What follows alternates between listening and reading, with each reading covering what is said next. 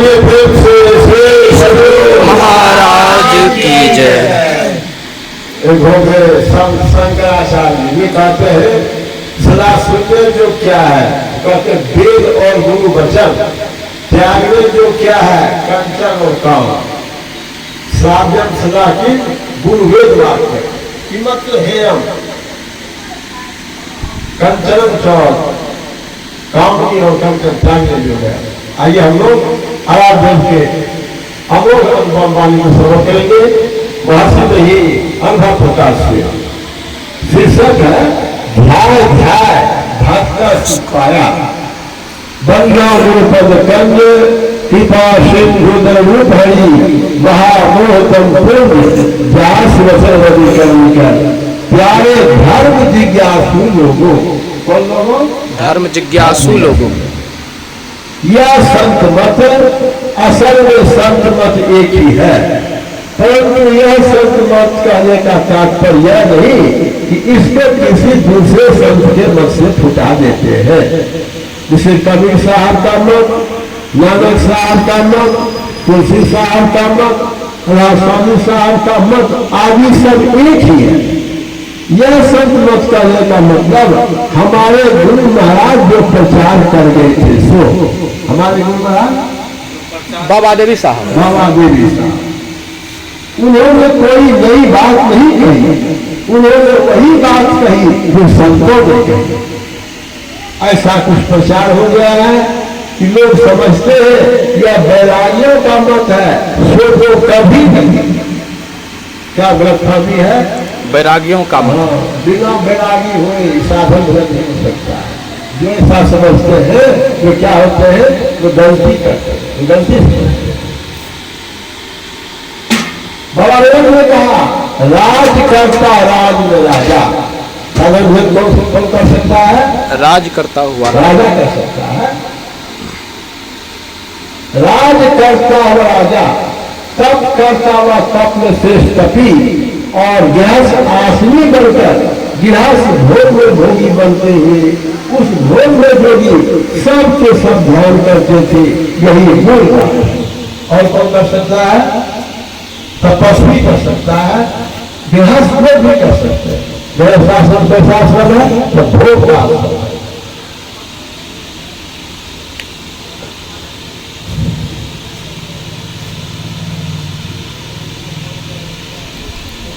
गृहस्थ आश्रम बनकर गृहस्थ भोग में भोगी बनते हुए उस भोग में भोगी सब कोई ध्यान करते थे। यही मूल बात है। संत कबीर साहब क्या कहते हैं? अब दो भूले को घर लावे, क्यों? सोले हम लोग भावे, घर में जो भोग भरी घटनी पर नहीं जावे, बन के लेकर अपना जो तब हो कहाँ संभाले। इतिहास साक्षी आगे कहते हैं भगवान बुद्ध को तो घर में ही बैराग हुआ था। क्या हुआ था? मेरा घर में। इसलिए गीता पे, गीता छठे अध्याय में लिखा हुआ है, क्या लिखा हुआ? विहास में विरक्त और सन्यासी बनकर के ध्यान योग का अभ्यास करना चाहिए। यही मूल बात है।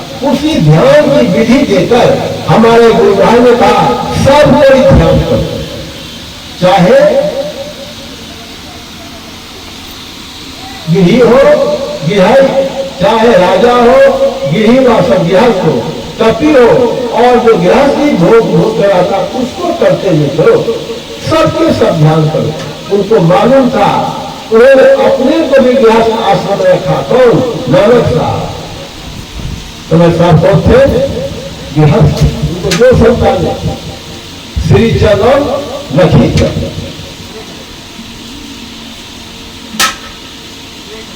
और कबीर साहब के लिए है गृहस्थ बनकर उन्होंने संतान पैदा किया कि नहीं, कहना कठिन है।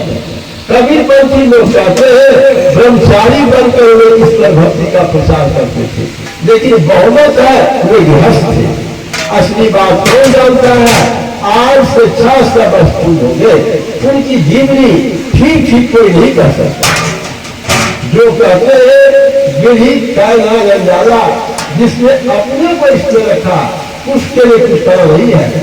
चाहे वो कबीरपंथी हो या दूसरा, वे जो काम करते थे उनमें उनका मन लगता था। किनका मन लगता था? कबीर साहब को मन लगता था। कबीर इसलिए क्या कहते कबीर साहब? झीनी झीनी बीनी चदरिया। वे जो काम करते थे उनमें उनका मन लगता था। कपड़ा मिलते थे, रोजगार करते थे, उसी से अतिथि सत्कार भी करते थे। क्या करते थे?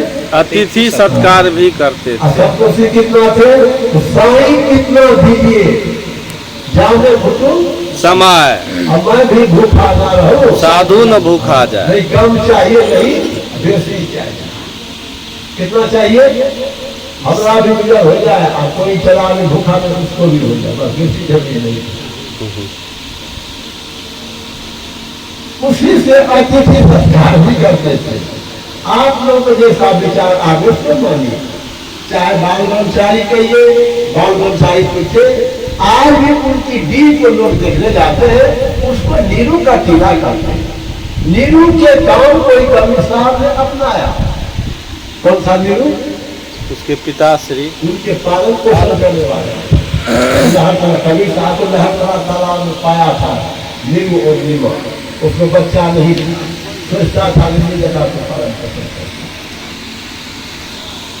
उनके दरबार, विश्व के दरबार किसकी कमी है? किसकी कमी है? नीरू के काम को कभी साथ अपनाया।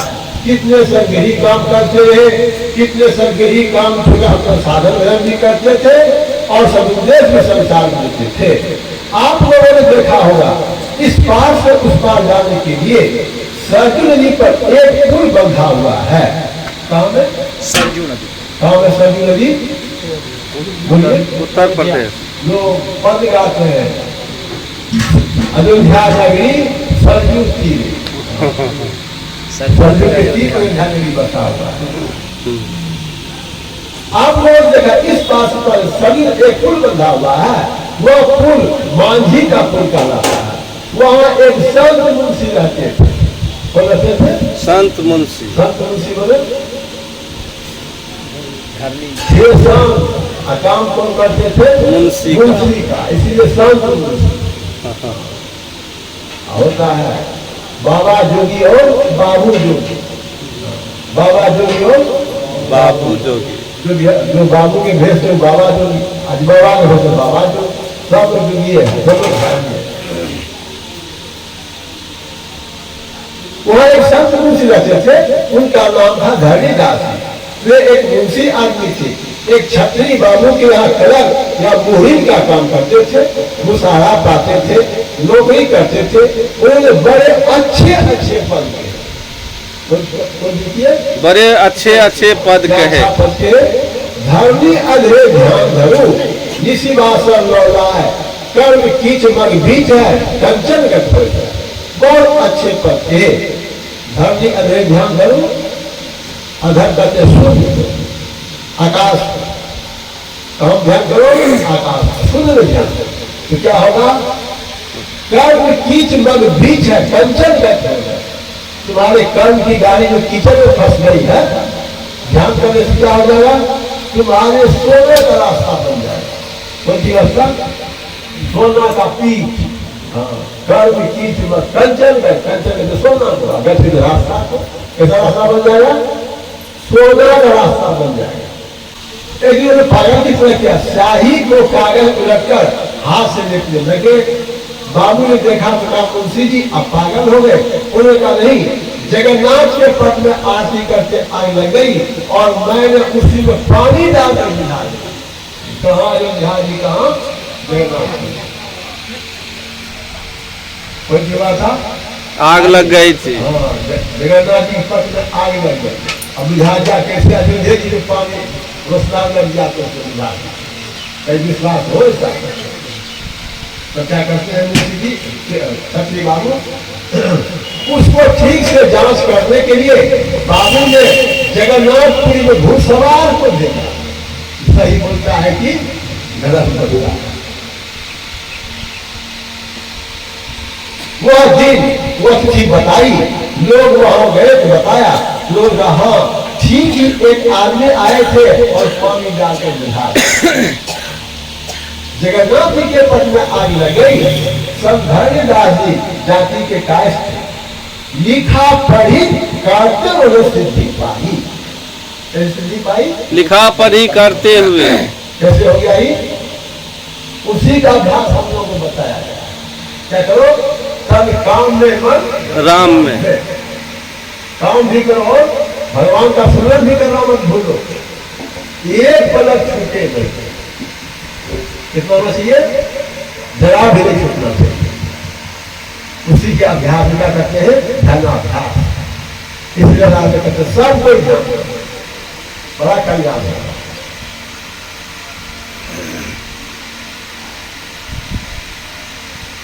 संत कबीर साहब कहते हैं नाम लगन छूटे नहीं, सोई साधु सयाना।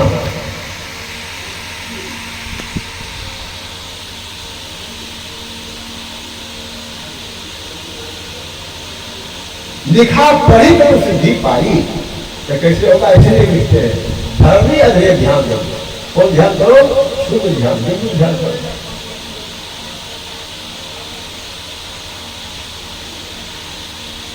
संत प्रभुदास दुकान बड़े भय करते थे, सत्संग करते थे, फिर दुकान छोड़ भय सत्संग करने लगे।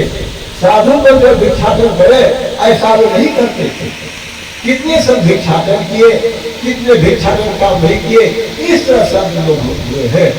आप लोग भी देखते हैं हमारे गुरु महाराज ने कोई डाकखाने का काम किया। डाकखाने कौन काम किया?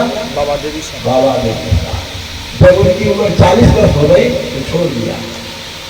बाबा देवी साहब कहते हैं 40 वर्ष तक इतना कमा लो कि आगे कमाने की आवश्यकता नहीं पड़ती। ध्यान देना।